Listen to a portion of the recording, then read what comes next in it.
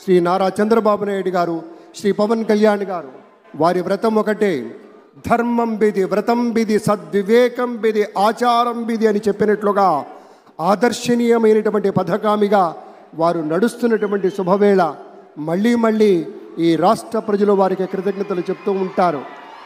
మన చంద్రబాబు గారు, మన పవన్ కళ్యాణ్ గారు ప్రత్యేకంగా కృతజ్ఞతలు చెప్పారు. అలాగే వేదికకి కుడివైపునున్నటువంటి ప్రముఖులు అందరి దగ్గరికి కూడా పేరు పేరున వెళ్ళి పలకరిస్తున్నటువంటి శుభవేళ పద్మభూషణ్ మన megastar Chiranjeevi, megastar power star, అటు మెగాస్టార్ ఇటు పవర్ స్టార్. ఇది అరుదైనటువంటి చిత్రం. అలాగే మన పెద్దలు బాలయ్య బాబు గారు,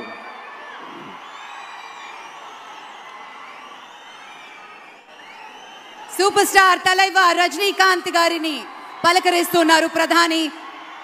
వారి దంపతుల్ని లేడీస్ అండ్ జెంటిల్మెన్ మనస్ఫూర్తిగా వారి శుభకామనలు అందుకుంటూ మన బాలయ్య బాబుతోటి కరచాలనం చేస్తూ ముందుకు వెళ్తూ ఉన్నారు. వేదిక మీద అందరినీ పేరున పలకరిస్తూ రజనీకాంత్ గారితో ప్రత్యేకంగా మాట్లాడుతూ ఉన్నారు. ఇది ప్రేమ, ఇది అభిమానం, ఇది వాత్సల్యం, ఇది కృతజ్ఞత, ఇది గౌరవం, అపారమైనటువంటి విశేష గౌరవంగా మనవి చేసుకుంటూ అద్భుతమైనటువంటి వారి యొక్క దిశానిర్దేశకత్వంలో మహనీయులు శ్రీ నరేంద్ర మోదీ గారి యొక్క దిశానిర్దేశకత్వంలో మన ఆంధ్రప్రదేశ్ రాష్ట్ర ప్రభుత్వం అగ్రగామి రాష్ట్రంగా నిలుస్తుందనటంలో సందేహం లేదు. అక్కడ అమిత్ షా గారు, ఇక్కడ మన వెంకయ్య నాయుడు గారు పెద్దలు వారిని పలకరిస్తూ ఉన్నారు. శ్రీ